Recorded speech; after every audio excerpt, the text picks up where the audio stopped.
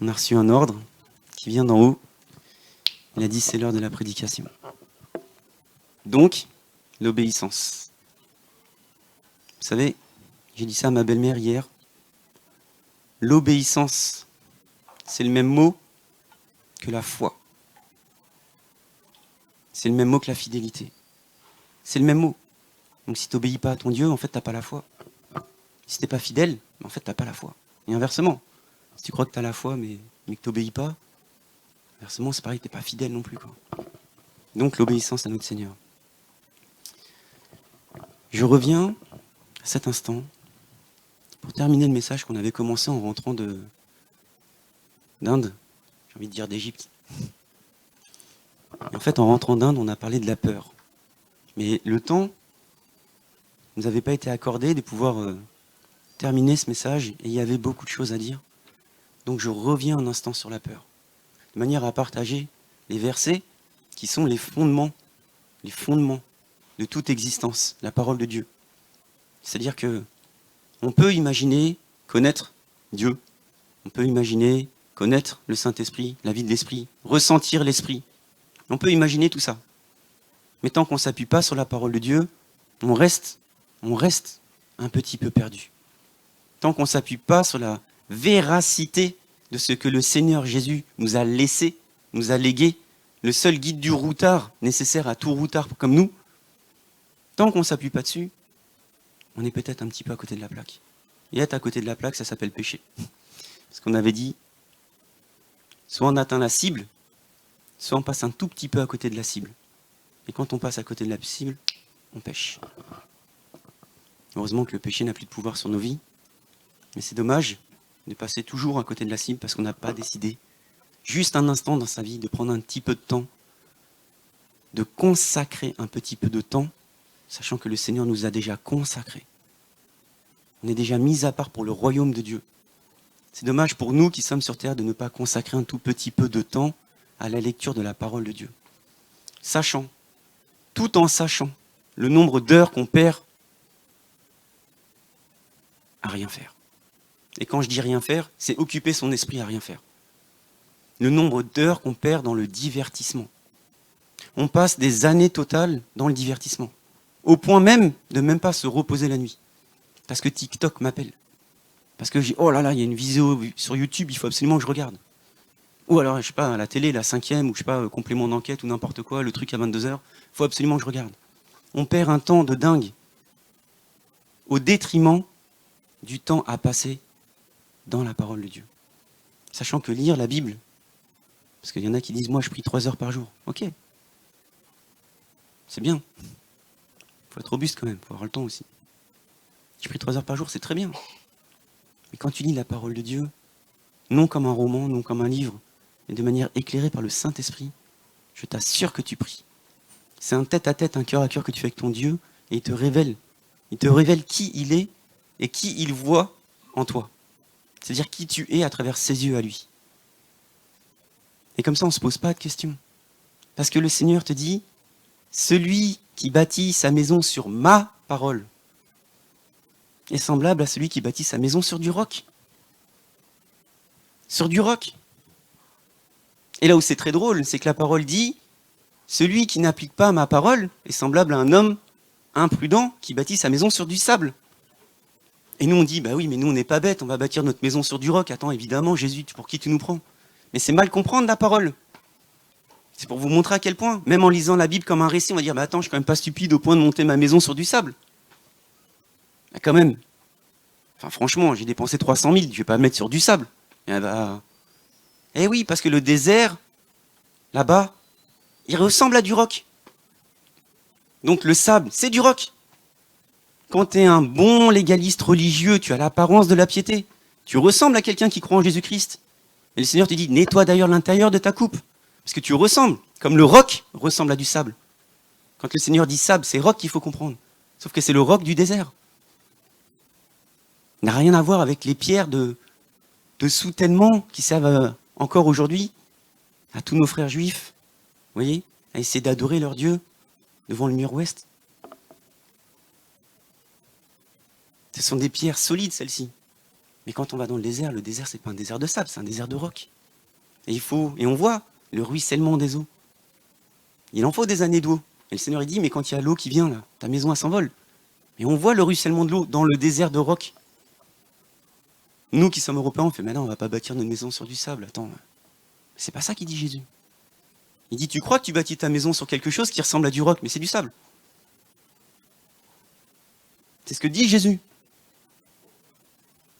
Jésus n'est pas plus bête que nous, j'ai envie de dire. C'est pas des conseils à prendre au premier degré. C'est des conseils qui ont une profondeur. Et il te dit, lis ma parole. Lis ma parole. Et aujourd'hui, on parle de la peur. Tu demandes, on termine le volet sur la peur. La peur, grosso modo, la France, elle est bâtie sur la peur. Clairement. Notre pays est basé sur le sentiment de peur. On a peur de tout. Et la dernière fois, j'ai dit, tu sais, pour pas avoir peur, il faut que tu prennes le petit jeune. On avait dit, tu prends Pourra, toi t'es Gédéon, tu prends le petit jeune, il a peur de rien. Pierre, peur de rien, il vient devant et tout. Moi, je connais pas votre peur, j'y vais, je fonce, je me mets devant tout le monde, je parle, je prêche. Voilà, Pourra, exactement. Donc la parole de Dieu révèle l'attitude d'une personne à qui on n'a pas enseigné la peur. Parce que c'est ce qui se passe. On est dans la rue, on est touché par Jésus, on ressent son amour, on est touché dans une louange, une adoration, quelque chose. Maintenant, on est parti voir Émilie Charrette. Ça nous rappelle les fois où elle a fracassé notre cœur dans ses moments d'adoration. Parce que ce que j'aime chez Émilie Charrette, c'est que quand elle loue le Seigneur, quand elle adore le Seigneur, elle adore pour elle. C'est pas Jésus-Christ, notre Dieu. Elle dit non, t'es mon Dieu. Donc moi, quand je chante la chanson d'Émilie Charrette, je m'approprie mon Seigneur à moi. Vous voyez ? C'est pas une chanson qu'on doit chanter tous ensemble, comme le Seigneur te dit, comment on fait pour prier Jésus ? Ah bah pour prier, il faut dire notre Père qui est dans les cieux. Et pour louer, notre Père qui est dans les cieux. Et on loue un Dieu au pluriel, vous voyez ?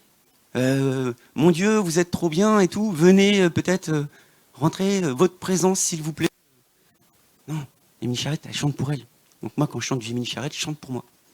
Et du coup, ça a touché mon cœur. Et le fait de le voir ce matin, c'était vraiment très bien. Gloire à Dieu. Tout ça pour dire que tu es dans la rue, tu es touché par Jésus. Tu vis les béatitudes.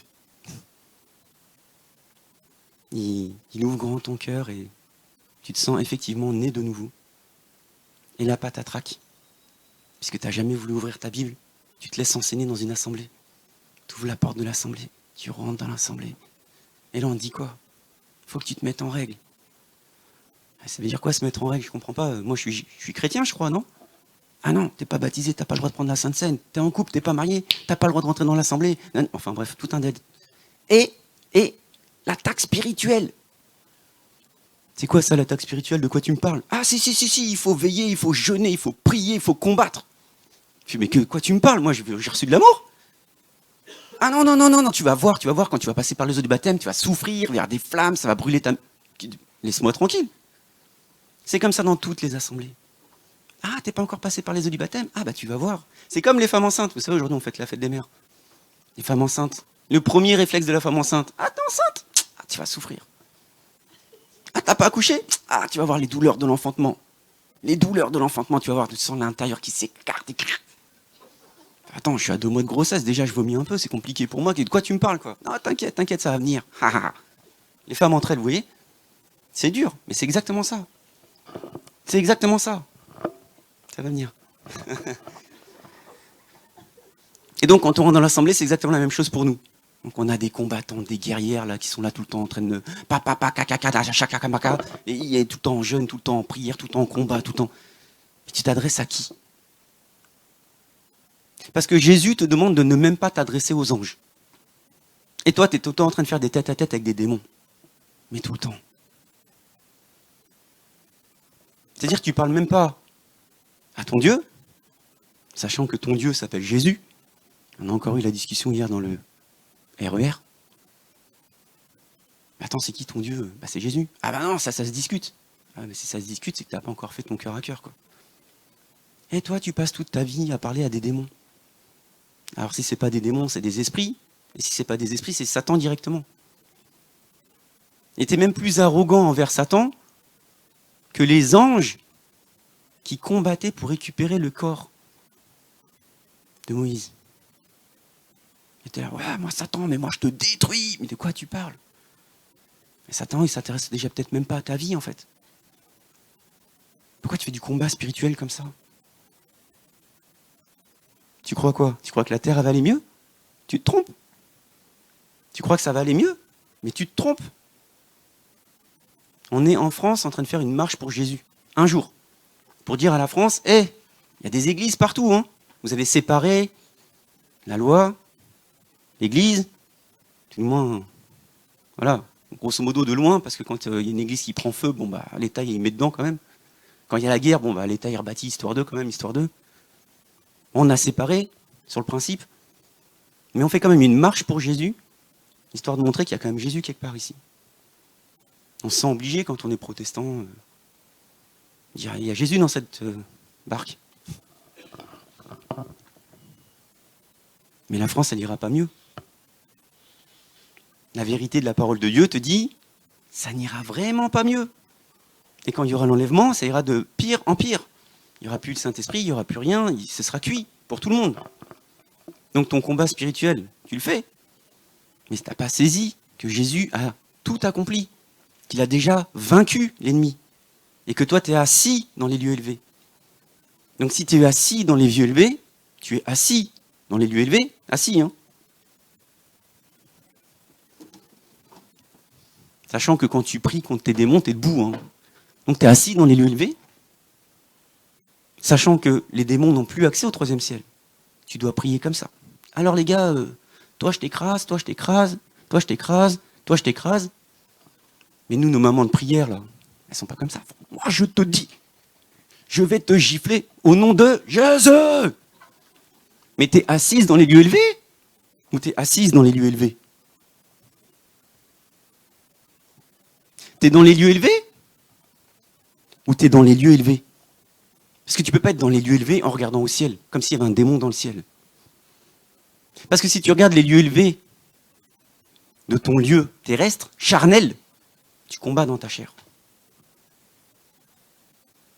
Tu combats dans ta chair.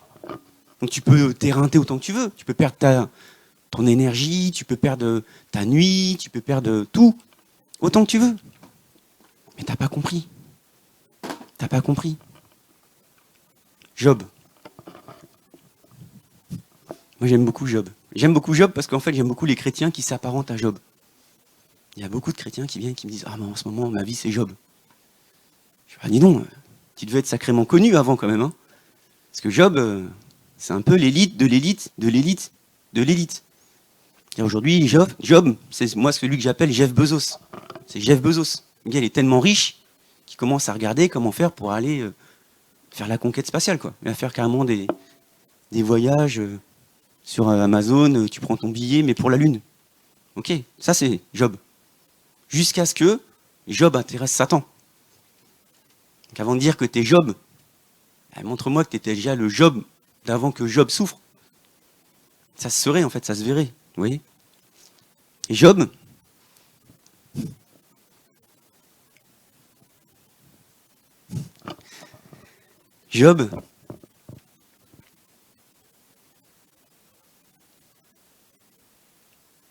on a dit la semaine dernière, enfin il y a 2 semaines quand on parlait de la peur, on a dit, vous savez, à la fin j'ai conclu, ou peut-être au début, je sais plus, j'ai dit, bon, ça marque un problème de confiance avec le Seigneur quand on marche dans la peur. Et Job, quand on me dit, moi je suis Job, parce que je vis des expériences, c'est compliqué, mais Job, c'est la représentation typique de la personne qui n'a pas la foi. Ça fait mal, mais c'est vrai. Job n'a pas la foi. Job, on est au point de, si éventuellement, peut-être par mégarde, mes enfants auraient peut-être péché hier soir en faisant leur repas de famille entre eux, je vais me lever de bon matin, je vais monter un autel à l'Éternel, je vais sacrifier un de mes bestiaux, parce Je suis Job, quoi, j'en ai plein. Moi, j'ai des veaux, des vaches, tout. Je le mets, je prie mon Dieu, Seigneur, pardonne-les, s'il te plaît. Pour leur péché volontaire ou leur péché involontaire. Ne sait-on jamais. C'est Job. C'est beaucoup d'entre nous. Je m'inquiète pour mon fils, je m'inquiète pour ma fille, est-ce qu'il sera sauvé, est-ce que machin. Appuie-toi sur la vérité de la parole de Dieu. Donc Satan vient voir Jésus, il dit, hé, t'étais où? Enfin, Jésus dit à Satan, t'étais où? Il dit, je me promenais sur la terre. J'ai encore accès au 3e ciel. Donc je me promenais sur la terre. Ah, t'allais sur la terre, t'as vu Job? Ah ouais. Ah, Job, ouais. Ah lui, il en veut. Hein. Ok, laisse-moi m'intéresser à lui. Ok. Mais Satan dit à Jésus, tu as déjà mis un obstacle entre lui et moi. Tu as déjà mis une séparation entre lui et moi. Tu as mis quelque chose, Jésus, pour pas que je l'atteigne. Et Jésus dit, t'inquiète, vas-y, fais. Et Job, dans son attitude même, a pris cette forteresse, a pris cette muraille. Il l'a prise et il l'a enlevée. L'incrédulité de Job a permis à Satan de rentrer dans sa vie. L'incrédulité de Job a permis à Satan de rentrer dans sa vie. C'est dur d'entendre ça. C'est dur peut-être de croire ça. On va dire la parole de Dieu.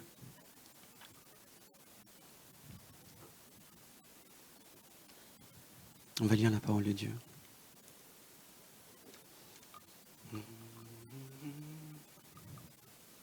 Ne l'as-tu pas protégé? Job 1. Pas lieu de lire tout le livre. Hein. Job 1, verset 10. Ne l'as-tu pas protégé? Lui, sa maison et tout ce qui lui appartient? Demande Satan. Tu as béni l'œuvre de ses mains et son troupeau se répand dans le pays. Et bien sûr, le Seigneur nous aime, le Seigneur nous protège, le Seigneur prend soin de nous. Le Seigneur prend soin de nous. Et pourquoi je dis, Job a rompu cette barrière. Il a dit, Satan, viens dans ma maison. Il est écrit, tu l'as protégé, lui, sa maison et tout ce qui lui appartient. Et il a commencé par tout ce qui lui appartient, jusqu'à sa maison, jusqu'à enfin l'attaquer, lui. Du plus loin au plus proche. Satan, il a dit, ah, lui, ses enfants, sa famille, et tout son troupeau, etc., sa richesse, très bien. Et il fait du plus loin, de la frontière la plus éloignée, dans laquelle Jésus t'a déjà protégé, jusqu'au plus proche, c'est-à-dire ta santé. C'est ce qu'a fait Satan. Il en a profité. Job dit, pour vous montrer à quel point il laisse la porte, à quel point la haie qui protégeait chacune des 3 distances jusqu'à l'atteindre lui, il a découpé. Job, et je parle de haie, vous savez, comme un brise-vue. Et Job dit qu'il craint, qu'il redoute ce qui peut lui arriver. Vous voyez? C'est-à-dire qu'il ne marche pas dans la pleine confiance, puisqu'il marche dans la crainte. Tu ne marches pas dans la certitude que Dieu est avec toi. Tu marches par tes raisonnements et tes inquiétudes. Tu crains que tu peux être malade, et il t'arrive ce que tu crains. Il t'arrive ce que tu redoutes. Tu crains que ton mari s'en aille. Tu crains que tes enfants soient perdus. Tu crains que ton entreprise ne marche pas. Tu crains le terrorisme. Parce que tu as vu à la télé qu'il y en a un qui a mis ça dans un avion et qu'après il a explosé tout le World Trade. Tu as vu qu'un gars un jour il est venu, il est parti tirer je sais pas où dans une boîte de nuit. Et ça y est, tu ne vas même plus à Paris. Tu crains, tu redoutes ce qui t'arrive. Et c'est ça l'attitude de Job. Job, il n'a pas une attitude de quelqu'un qui est convaincu que Jésus prend soin de lui. Il a une attitude d'un gars qui prend son taille et là, et qui fait « Attends, je vais laisser passer Satan ici dans mon troupeau, puis je vais laisser passer Satan ici dans ma maison, puis je vais laisser passer Satan directement dans mon corps. Parce que moi, j'ai peur. J'ai peur. Et j'ai tellement peur que je reçois la peur. L'esprit de peur, l'esprit de doute, l'esprit de crainte, l'esprit de maladie. Job, je prie que Job, ce soit ni toi, ni moi. Combien même il était riche, il a fallu que Job fasse son tête-à-tête avec Jésus. Puisqu'il était venu, Job. Attends, moi je paye ma dîme correctement, moi je lis la parole de Dieu correctement, moi je vais à l'église correctement, moi je bénis l'œuvre de l'orphelin et de la veuve, moi je prie pour mes enfants, moi je. T'es un bon gros religieux en fait, Job. Mais ton tête-à-tête, t'inquiète, je vais faire mon tête-à-tête avec Jésus. Maintenant que je suis dépouillé jusque charnellement, j'ai des questions à lui dire à lui. Et Jésus vient, il dit, t'as des questions? Bah oui, j'ai des questions. Mais attends, moi je vais t'expliquer des choses aussi. Comment on fait pour faire pousser les os dans le ventre de la mère? Vas-y, explique-moi ça, toi, qui a l'air tellement occupé. Puisque tu as l'impression que moi, je ne fais rien. Ah, j'avoue, là, Jésus, là, tu me poses une... Pourtant, j'ai bien vu à l'échographie, j'ai compris comment on faisait naître les bébés et tout. Explique-moi comment l'os, il peut partir de rien et puis... Vas-y, la multiplication des cellules. Vas-y, explique-moi tout ça, là, toi qui connais tout. Toi qui crois. Mais qui n'as pas compris qu'en fait, tu crois pas. Et une fois qu'il a fait son tête-à-tête, la parole de Dieu te dit que Job a été béni de toutes les bénédictions qu'il avait perdues.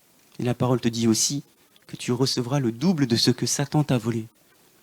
Mais ça ne s'est fait uniquement au moment où Job a béni ses amis. Pas avant, et juste après. Quand Job a ouvert son cœur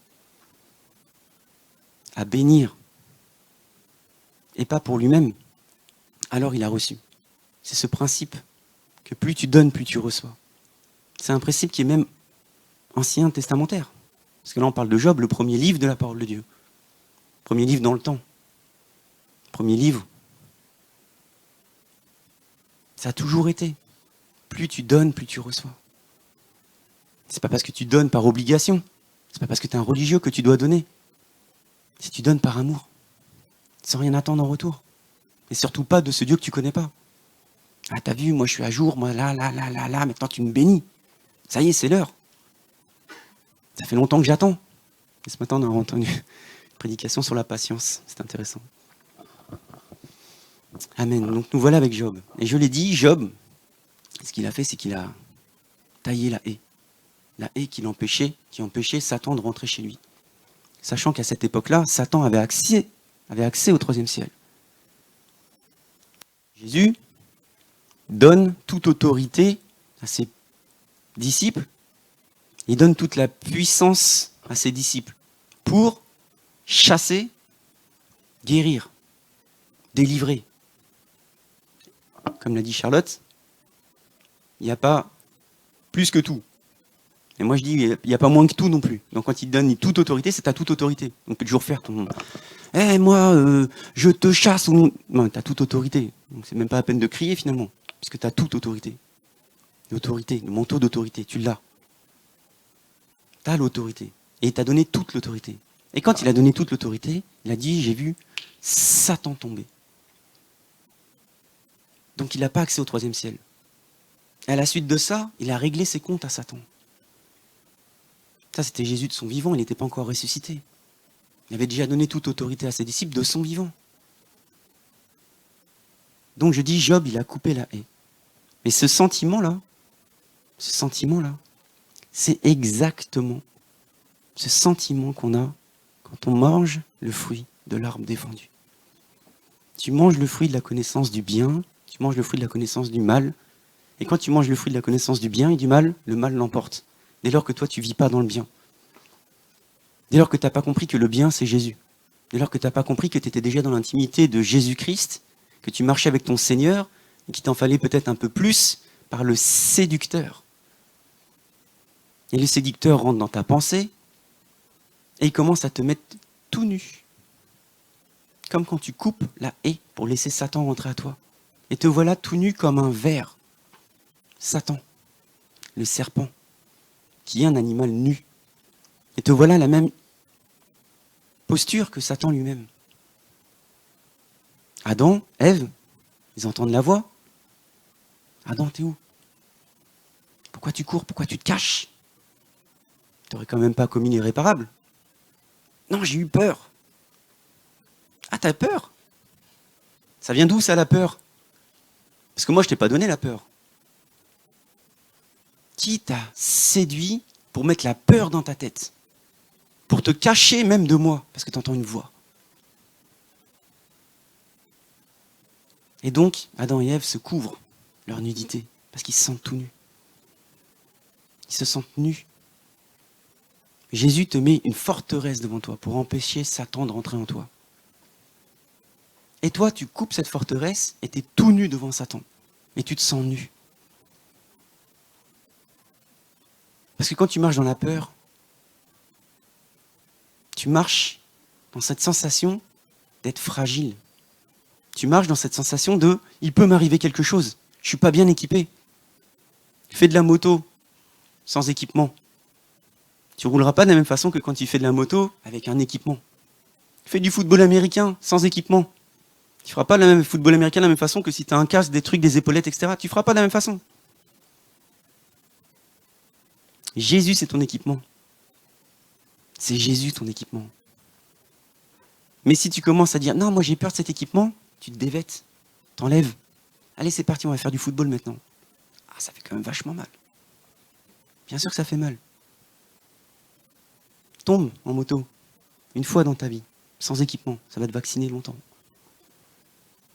Tombe en moto, une fois dans ta vie avec un équipement, et tu refais de la moto. Amen, amen. On lit dans Osée 2:8, « C'est pourquoi voici, je ferme ton chemin avec des buissons et je le barre d'une barrière. » Et on parle de l'assaillant, la crainte, la peur. Elle ne trouvera plus ses sentiers. C'est-à-dire que Jésus a toujours été celui qui met des barricades pour empêcher à quiconque de rentrer chez toi. Et nous, on a cette tendance de laisser place à la séduction rentrer dans notre vie. Et on ouvre toutes les portes. On ouvre les portes. Ah, vas-y, c'est bon. C'est parti. Allons-y. Allons-y gaiement même. Maintenant, je vais vivre dans la peur. Parce qu'on est attiré par bien autre chose que Jésus. Parce que dans le fruit de la connaissance du bien et du mal, on est attiré par le sordide. Très naturellement, on va comprendre. On est attiré par ce qui attire la chair, en fait. Vous voyez? Et les désirs de la chair sont opposés à ceux de l'esprit. Et aujourd'hui, notre sœur Johanna enseigne le fruit de l'esprit. Et dans le fruit de l'esprit, il n'y a pas la peur. Et il n'y a pas le combat spirituel non plus.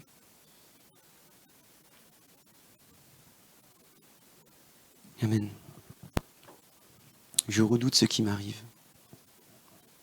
Vous savez, quand on a peur, c'est qu'il y a... On l'a dit, Job dit, je redoute ce qui m'arrive. Donc, il a quelque chose, et il redoute de perdre cette chose. J'ai la santé, ah ouais, mais je redoute parce que là, j'ai mis, il y a le Covid qui arrive, nouvelle version, on rigolait la dernière fois, là. J'ai parlé de, je sais pas, de chauve-souris, ou bref. Et voilà, et donc du coup, je dis, ah, moi j'ai la santé, mais comme je suis pas très sûr dans ma santé, j'ai peur que peut-être ma santé s'en aille. Mon argent s'en aille, mes enfants s'en aillent, mon travail s'en aille, ma maison s'en aille. Voilà. On a toujours peur d'un manque. On a peur de quelque chose qui puisse partir. Et en fait, ça démontre que si on laisse cette peur s'installer chez nous, sachant que la dernière fois, on avait dit que la peur, c'était une émotion qui servait à nous activer. Cette émotion de peur, elle est faite pour t'activer à regarder à Jésus. Parce que si tu laisses la peur s'installer, maintenant que tu as coupé toutes les barrières, elles ne remonteront pas. Donc tu invites la peur chez toi et tu restes dans cette émotion. Cette peur, c'est une émotion qui devient ton leitmotiv. Et tu rentres dans des dépressions, tu rentres dans des trucs comme ça, voilà. Mais la peur, au premier abord, elle est faite pour t'activer. Tu fais, ah, j'ai une sensation de peur, c'est pas bon, c'est pas Jésus. Jésus, t'es où? Je dois pas être dans le bon chemin. C'est là, ok, j'ai la paix. J'ai la paix, j'ai la joie. Je suis dans le repos. Et quand on laisse cette peur s'installer, mais comme on l'a dit, la peur, c'est pas juste je tremble face à une situation. C'est pas il y a un grand monsieur balèze devant moi et je fais ah, j'ai peur. Ça n'a rien à voir. C'est pas cette peur-là dont il s'agit. C'est bien une peur qui rentre, qui est là, qui est installée. Et quand on reste dans cette sensation, quand on reste et qu'on laisse place à cette émotion dans notre vie, et qu'on ne règle pas cette chose-là, ça veut dire qu'on n'est plus au contrôle. On n'est plus au contrôle de notre propre vie. C'est-à-dire que la peur prend le contrôle sur notre vie. Nous, on est là, mode job, attends, moi j'ai peur, je redoute ce qui va m'arriver. Et il y a le si qui va t'arriver qui guide ta vie. T'as peur pourquoi? Moi j'ai peur pour mes enfants. T'inquiète pas, je guide ta vie, je vais m'occuper de tes enfants. Et toi, t'as peur de quoi? Moi j'ai peur pour mon travail, c'est chaud en ce moment. T'inquiète pas, je vais m'occuper de ton travail. Qui guide ta vie? Qui est-ce qui guide ta vie? Qui guide ta vie?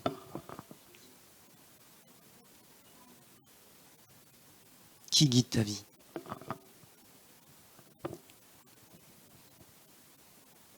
Quand tu laisses cette peur, quand tu laisses cette peur être le guide dans ta vie, tu n'es plus au contrôle de ta vie. Et moi, il y a un mot que j'aime bien, c'est la mythologie. En fait, tu es un gros mytho. En fait, tu crois que tu vis, mais en fait, tu vis pas du tout. Parce que c'est pas toi qui es au contrôle de ta vie. Donc si tu n'es pas au contrôle de ta vie, il y en a un autre que toi qui est en train de prendre ta vie. Et toi, tu es un gros mytho. Tu peux toujours dire que tu es chrétien, mais tu es un mytho.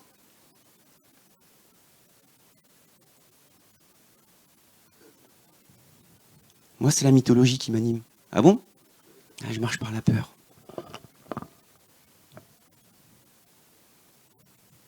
Je sais pas si je peux dire ça, mais quand on était en cellule de maison, c'était très fort. Hein. On était en cellule de maison à cette époque-là et nous, on croit au don de guérison. Avant de voir manifester l'impactation, avant de voir le Saint-Esprit tomber sur les gens, on croyait déjà à la guérison. Et certains ont des témoignages de la guérison dans notre cellule de maison. Et même juste un tout petit peu avant ça, ou à peu près dans cette période-là, on reçoit une sœur qui, peur panique de la Covid, et nous on avait fait un barbecue avec toute l'équipe d'évangélisation. Évangélisation, tu partages la bonne nouvelle. Mais dans notre équipe d'évangélisation, on a une sœur qui, elle, était peur panique. Panique. C'est-à-dire que nous, mon salon il est séparé un peu en deux, on était à table, en train de manger, et nous, on a compris le sens du service. Donc on s'est mis au service de toute l'équipe évangélisation, on avait brunché, c'était agréable. Vous voyez? On n'a pas dit venez avec des choses, on a dit non, attendez, on vous régale. Parce que c'était la Covid, on ne peut pas se voir, on se fait des trucs en Zoom et tout, mais on est qui nous? Les enfants du roi des rois ou ceux qui laissent le contrôle de leur vie à la mythologie? On est les enfants du roi des rois, venez! Venez, on va bruncher, ça va être sympa et tout, on s'est peut-être même presque jamais vu. Venez, on va se découvrir, on va apprendre à se connaître, etc. Vous inquiétez pas. Et notre sœur, Covidée, enfin peur de la Covid, elle avait 2 masques sur elle. Et je trouvais ça génial. Et non content d'avoir les 2 masques, en fait, c'est-à-dire que si on fait le brunch au niveau du piano, elle est de l'autre côté là-bas. C'est-à-dire qu'il fallait parler fort pour qu'elle entende finalement. Vous voyez? Évangélisation, partage de la très bonne nouvelle.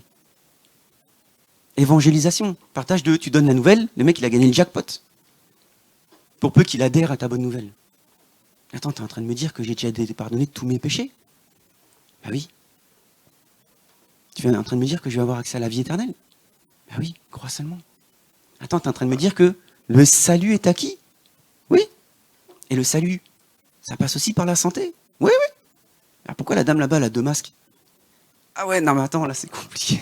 Là c'est compliqué, laisse tomber. Non mais je vous assure, c'est-à-dire que si on fait l'évangélisation, On vient, on prie. On peut prier pourquoi pour vous, monsieur? Ah ben moi, j'ai encore la Covid. Oh, ok, laisse tomber, lui, je te le laisse, lui. Ah, parce que moi, le Covid, c'est bon. Moi, ça m'a fait flipper assez longtemps. J'essaie d'être réglé avec ça. C'est bon, je m'en vais. Mais c'est ça. Quand tu as peur et que tu laisses la peur t'installer, quand tu as la peur et que c'est la peur qui guide, quand tu as peur et que c'est la peur qui dirige ta vie, alors rappelle-toi Job. Rappelle-toi Job. Et le switch, il se fait quand tu as la révélation de Jésus. Le switch, il se fait quand tu dis, mais comment j'ai fait pour être autant, je l'ai dit tout à l'heure, hein, à côté de la plaque.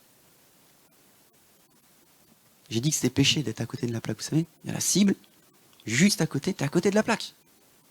Tu crois que c'est Jésus, mais en fait, tu n'es pas dans Jésus, tu es dans le plan de Satan. Là. Comment tu fais pour être autant à côté de la plaque?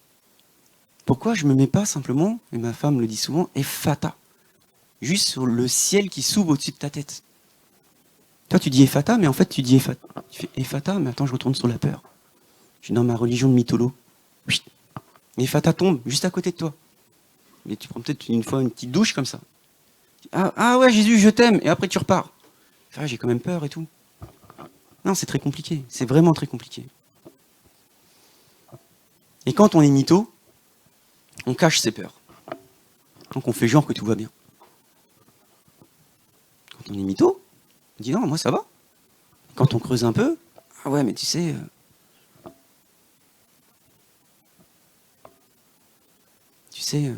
finalement avec ma femme, c'est compliqué. Finalement, mes enfants, c'est compliqué. Finalement, j'ai peur de manquer. Finalement, tu vas mettre plus ta foi dans ton médicament Doliprane que dans la prière d'une sœur. Quand tu as peur. Je sens, on l'a vu hier encore, je sens que je vais avoir une migraine. Mais de quoi tu me parles? Comment tu peux sentir que tu vas avoir une migraine? Allez, c'est parti. Allez, la peur, guide ma vie. Je sens que je vais me taper une barre comme ça, je vais plus supporter le néon, je vais t'enfermer dans le noir. Qui guide ta vie? La migraine. T'as peur de l'attraper? Ah ouais. Ah, je vais me prendre 2 Doliprane, ça va me calmer. Mais viens, on prie. Et la révélation de Jésus-Christ. Calme-toi. Dans ton fort intérieur. Sachant que c'est le fort extérieur qui parle. Puisqu'à l'intérieur de toi, il y a Jésus-Christ. Donc ça reste vraiment en surface. C'est que tu n'as pas bien creusé en toi pour te rendre compte qu'en toi, il y a la paix. Et tu ne peux pas être dans la paix si tu es dans la peur. Tu ne peux pas avoir reçu la paix de Dieu, sachant que Jésus est venu prêcher 2 fois exactement la même chose. Tu dis, je te donne ma paix. Il dit, mais il en manque un là. Ah ouais, c'est Thomas. Bah, je repasserai demain. Eh les gars, prédication du jour, je te donne ma paix. Jésus, t'as dit la même chose hier? Ouais, mais il manquait Thomas. Du coup, il fallait que je touche quand même un cœur. Donc je te donne ma paix. Et nous, on a du mal à recevoir cette paix. Alors qu'on a déjà cette paix. Donc on enlève les barrières. Et on laisse Satan guider nos vies.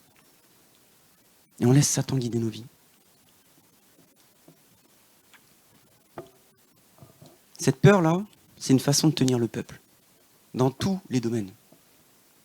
La France, elle est tenue par la peur. Mais l'Église, elle tient le peuple par la peur parfois aussi. Tu peux très bien tenir ton assemblée en commençant à leur faire peur. Si tu quittes ton assemblée, tu ne seras plus sous les ailes du Très-Haut. Waouh, ok, je vais rester là alors. Si tu quittes ton assemblée, moi je suis un homme oint, je peux te maudire. Wow, laisse tomber, je ne veux pas être sous la malédiction d'un homme oint. Attends, tu me fais flipper là. Mais Jésus te dit, il n'y a pas de condamnation. Il n'y a pas de distinction dans mes enfants. Et toi, tu es là en train de mettre toute ta foi dans un homme qui t'a fait peur. Tiens, je suis rentré dans la mythologie, c'est parti, guide ma vie. Du coup, je vais rester assis dans ton assemblée alors que, bah voilà, je grandis pas, je suis pas édifié, j'ai pas l'impression que ça s'arrange dans ma vie. Les révélations, c'est néant. On me dit comment me conduire pour être un parfait petit religieux, mais en ce qui concerne l'amour du Seigneur, j'ai l'impression qu'il faut que je fasse quand même quelques efforts. Et la grâce, c'est tu t'assieds et tu reçois. Et quand tu reçois pleinement tout, 100% de la puissance de la résurrection du Seigneur en toi. Et la puissance de la résurrection du Seigneur en toi ne te fera pas avoir peur de Satan qui a déjà été vaincu. Quand le Seigneur il te dit, tu marcheras sur les scorpions, que tu boiras des breuvages mortels. Et toi, tu des soirées de combat là, avec des frères et des sœurs, parce que tout seul tu peux pas. Tu te dis, bon, attends, c'est chaud quand même, il y a comme des esprits. C'est que tu n'as pas bien reçu, ou du moins tu n'as pas bien eu la révélation de Jésus-Christ en toi. De Jésus-Christ en toi.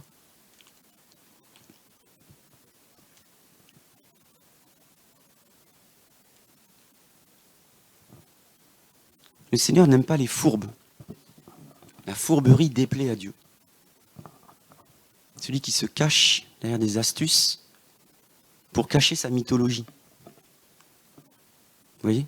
Celui qui fait illusion d'être quelqu'un d'assis, quelqu'un, quand je dis assis, assis dans le Seigneur, et qui en fait est rempli de doutes, rempli de craintes.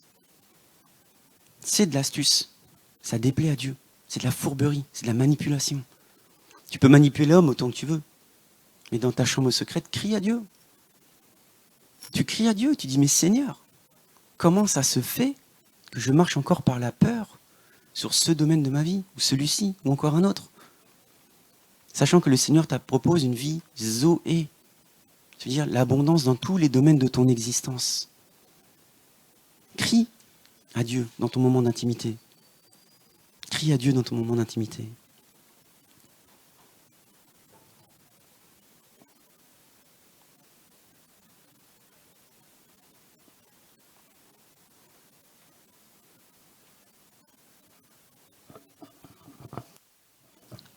Je termine avec un passage essentiel de la parole de Dieu. Et je vais vous montrer à quel point c'est essentiel. Jésus prend soin de ses enfants. Physiquement, jusque physiquement. D'accord ? On reçoit la Torah, et on vient de la recevoir, on était à la Pentecôte. On reçoit la parole de Dieu. On voit que le Seigneur fait des miracles et des merveilles. Il nous nourrit. Il nous conduit. Il nous devance. Et vient le temps de rentrer dans ce fameux pays où coule le lait et le miel, l'abondance de ta vie. Le pays où il y aura le repos, l'abondance de ta vie. Et tu viens, un par tribu, on y va à 12, on va visiter ce pays. D'accord ? Et on revient avec un témoignage du pays. Donc on revient avec l'image de Jésus, un grappe de raisin. Et je bénis le Seigneur que Johanna soit en train de partager le fruit de l'esprit là-haut, en prenant comme image le raisin, qui est un fruit rempli de fruits de l'esprit. Chacun des fruits de l'esprit dans un seul fruit. Et donc les espions reviennent. Témoignent. C'est vraiment un pays où coule le lait et le miel. Assurément, Jésus qui prend soin de nous disait la vérité. Vous allez rentrer là en Canaan, la terre promise, ça va être génial, allez-y. Jusqu'à ce que 10 des 12 disent « Oh, mais là-bas, il y a des géants. Ils vont nous écraser comme des sauterelles. » Cette peur-là, elle a été envoyée dans tout le peuple. Et tout le peuple n'a pas eu confiance en Dieu.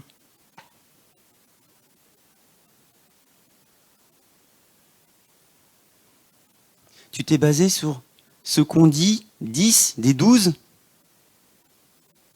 pour te dire « Ah non, le pays où coule le lait et le miel, c'est bien, mais finalement, quand j'étais en Égypte, c'était pas mal quand même. Je préférais de loin être enfermé dans le monde que de rentrer dans ce pays dans lequel le Seigneur m'a conduit, dans lequel le Seigneur a pourvu jusque-là, et dans lequel le Seigneur a toujours combattu. Pour moi. Mais là, les 10, là, ils m'ont fait peur. Tu n'as pas eu confiance en Dieu. Ça veut dire que tu n'as pas eu la foi. Et la foi, c'est la première grâce que te fait le Seigneur. Avant même que tu rencontres le Seigneur, il te donne un don de foi. Le Saint-Esprit qui est avec toi toute ta vie. Tu as un cadeau au-dessus de ta tête toute ta vie. Toute ton existence, il y a un cadeau. Quand on était plus jeune, il y avait un jeu qui s'appelait Les Sims. Le mec, il se promenait avec un espèce de diamant au-dessus de sa tête. C'est exactement ça. Tu as un cadeau au-dessus de ta tête. Mais comme tu n'as jamais levé ta tête, tu n'as jamais vu le cadeau. Tu as toujours été omnubilé par ce que te propose le monde. Et un beau jour, à cause de la louange, les mini-charrettes ou autre chose, tu te dis, attends, mais il y a quelque chose alors. Et l'esprit qui est avec toi te fait croire, te fait avoir la foi en Jésus-Christ. Tu prends le cadeau, tu mets sur tes genoux, tu fais, oh. Quand tu mets sur tes genoux, tu t'assieds. Tu prends le temps de découvrir. Tu t'actives pas, tu bouges pas. Tu t'assieds, tu ouvres le cadeau de la grâce. Et grâce sur grâce, t'en reçois d'autres. Quand tu as la foi, automatiquement, tu es scellé du Saint-Esprit.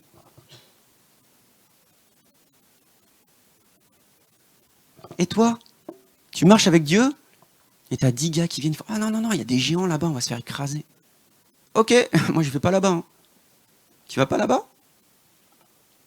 Eh ben tu vas mourir dans ton désert. Je te nourrirai. Hein. La parole dit qu'ils n'ont pas eu de problème dans leurs vêtements, dans leurs chaussures pendant 40 ans. C'est-à-dire qu'il a pourvu. Dans tout. Jésus te dit, ne te prends pas la tête, ne pose pas la question de savoir comment tu seras vêtu, ni de ce que tu mangeras. 40 ans dans le désert. Tu vas mourir dans le désert? Parce que tu as eu peur? Ou à un moment donné, tu vas dire, ok, j'avoue Jésus, il est quand même au contrôle de ma vie. Toute cette peur-là, elle a déjà été écrasée. Elle a déjà été écrasée par mon Jésus. Tu peux être libéré de l'Égypte, être sorti de ta prison sans barreaux, être conduit par Jésus, mais jamais lui avoir donné ton cœur et continuer de errer, et de errer, et de errer, et de laisser la peur, finalement, te conduire, même si Jésus est là pour toi. Cette peur-là,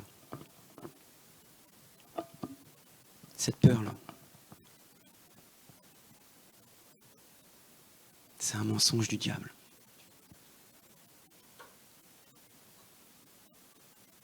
Cette peur, c'est un mensonge du diable. Dans Deutéronome, il est écrit, l'Éternel marche lui-même devant toi.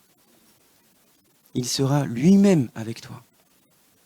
Il ne te délaissera pas. Il ne t'abandonnera pas. Sois sans crainte et ne t'épouvante pas. Deutéronome 31:8. Qu'est-ce qu'on a fait de ces versets?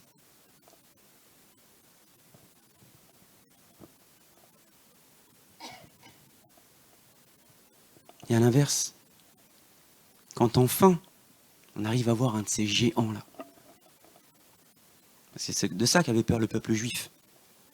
Non, je ne vais pas rentrer là-bas, il y a des géants. Et enfin, il y en a un qui se présente devant toi.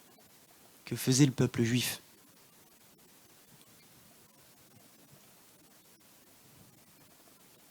Vas-y, Saül.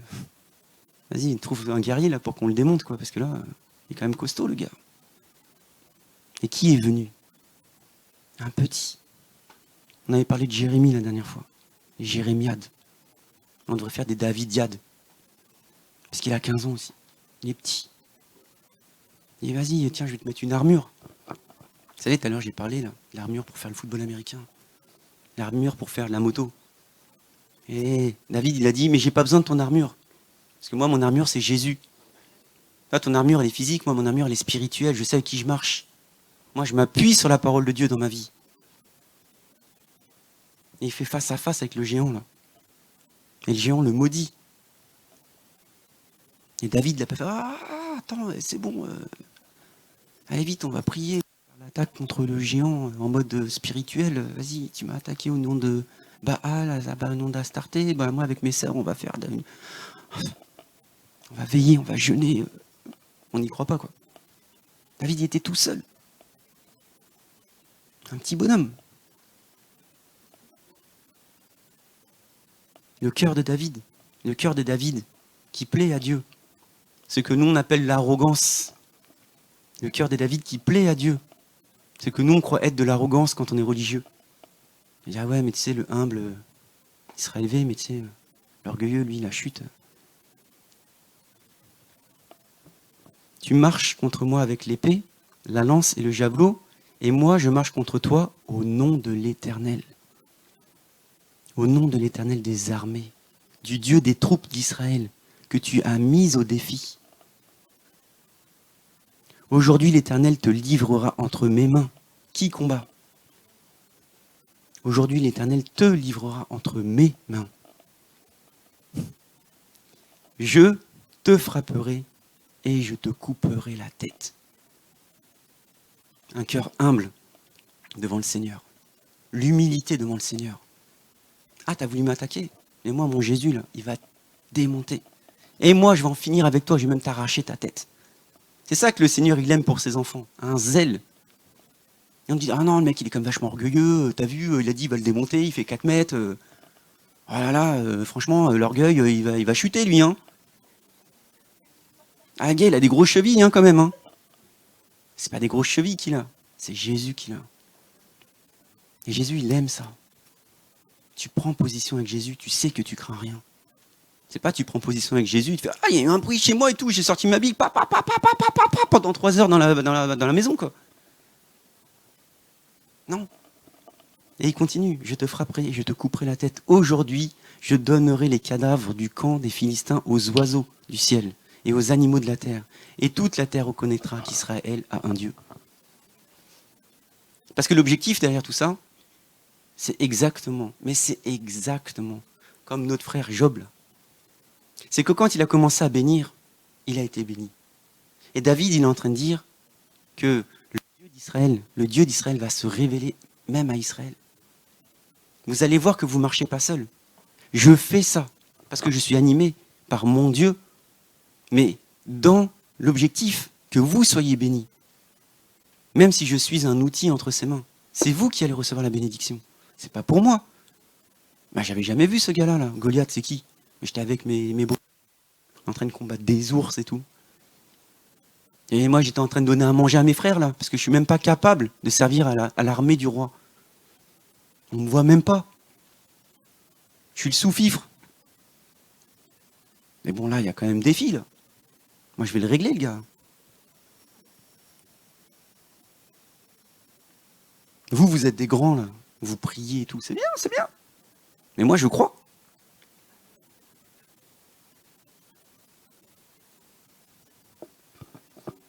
Amen, amen. Philippiens, il est écrit, ne vous inquiétez de rien. C'est comme tout. C'est rien. Ne vous inquiétez de rien. Je veux dire, ça devrait être le verset le plus court de la Bible finalement. Ne t'inquiète de rien.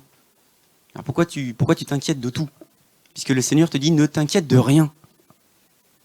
Mais, en toute occasion, par la prière et la supplication, avec des actions de grâce, faites connaître à Dieu vos demandes. Et toi, tu es dans ton combat spirituel contre tes ennemis imaginaires, là. Et le Seigneur te dit, mais t'inquiète pas, dis-moi ce dont tu as besoin. Donc toi, tu n'es pas en train de dire, Seigneur, excuse-moi, est-ce que tu peux m'asseoir dans ta santé? Tu es en train de dire, moi, je te chasse, esprit de maladie, de je sais pas quoi. Non, le Seigneur, il t'a dit, fais-moi connaître ce dont tu as besoin. Pourquoi tu parles à tes esprits, là? Si tu parles à tes esprits, c'est que tu es inquiet. Et le Seigneur te dit, ne t'inquiète de rien. Ne t'inquiète de rien. Et la paix de Dieu, qui surpasse toute intelligence, pour bien vous montrer à quel point c'est la chair qui vous fait faire des combats. Et la paix de Dieu, qui surpasse toute intelligence, gardera vos cœurs et vos pensées en Christ Jésus. Amen, amen. Amen, amen. Je regarde un peu ce qu'il y a après, mais je pense que c'était une bonne façon de clôturer. Yes. Ah non, si, j'en ai une quand même. 1 Pierre. Alors, il est écrit dans 1 Pierre 1,13. Il est écrit dans 1 Pierre 1,13. C'est pourquoi affermissez votre pensée, soyez sobre et ayez une parfaite espérance en la grâce qui vous sera apportée lors de la révélation de Jésus-Christ. Alors là, on l'a lu, et En fait, on n'a rien compris. Attends, le mec, il a dit 17 mots, là, j'ai essayé de remettre dans le bon sens, j'ai rien capté. Et en fait, il te dit, affermissez votre pensée. Le mot grec derrière ça, c'est saint, comme une ceinture. Saint. Vous voyez? Saint tes pensées. Saint tes pensées, avec la ceinture de vérité, qui est Jésus-Christ. Quand il dit affermis tes pensées, ça veut dire qu'en fait, on parle de casque du salut dans l'équipement, mais il est question en fait de t'assurer que tes pensées sont dans la vérité de l'évangile et que tu ne crains rien. De tous les versets qu'on vient de dire jusque-là, ils sont écrits dans ta pensée, qui font que ta pensée ne peut pas être dérobée ou influencée par un frère. Par un frère. Vous croyez quoi, les 10 espions, vous croyez que c'était quoi, des petits? C'était les meilleurs des meilleurs. C'était les chefs d'équipe. 10 sur 12, ils font « Ah non, non, on va pas là-bas et tout ». Attends, moi j'ai mis une ceinture dans ma tête. C'est Jésus. Il est dans mon cœur. Et des fois, il remonte dans ma tête. Parce que j'arrête de marcher avec ma chair. J'arrête de marcher avec mon intelligence. C'est lui qui renouvelle mon intelligence chaque jour. J'arrête de croire, même ce que mon frère dit. Puisque je vais puiser moi-même dans l'eau de la parole. Et je vais mettre à la lumière les délires. Parce que ça ne résonne pas en moi quand mon frère ou ma soeur me parle. Ce qu'elle dit, je sais pas, ça me dérange. Donc le Saint-Esprit en moi me met à travailler. Il met une alerte. Il fait, attends, on va quand même vérifier dans la parole si ce qu'il dit, c'est pas... Mais qui le fait? Vraiment, qui le fait? Et c'est pour ça qu'en France, on n'intéresse pas le diable. En France, on n'intéresse pas le diable, parce qu'en France, le corps de Christ est par terre. En France, le corps de Christ, il est par terre. Les seuls chrétiens qui ont marché dans la marche pour Jésus n'étaient pas si nombreux que ça sur Paris. Et les seuls chrétiens qui ont marché dans la marche pour Jésus n'étaient pas représentatifs de la France du tout. Je vous le dis. La France, elle est par terre. Et c'est pour ça qu'on est obligé d'avoir des pasteurs africains qui débarquent et tout, pour nous montrer leur combat spirituel qui intéresse les plus zélés spirituels chez nous. Mais ça ne nous aide pas à nous asseoir dans la paix, ni dans le repos de Dieu. Donc il y en a quelques-uns chez nous qui suivent des hommes qui font des directives, qui font des plans, des trucs. Ok. Mais la France, le réveil, c'est pas pour après-demain en tout cas. Le réveil viendra quand il n'y aura plus de marche pour Jésus.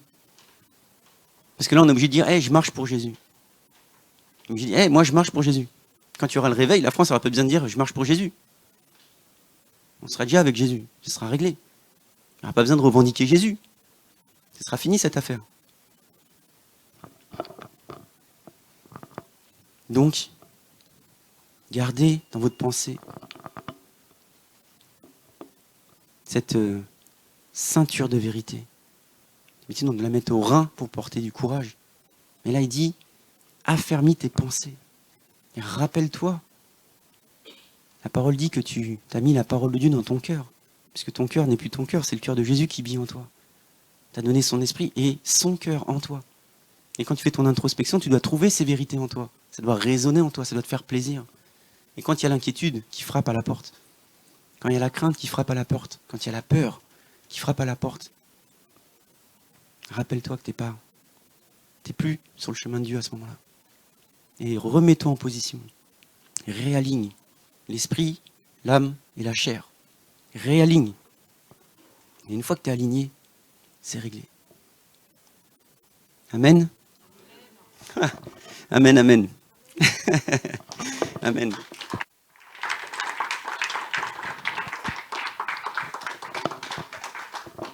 L'amour parfait bannit la crainte.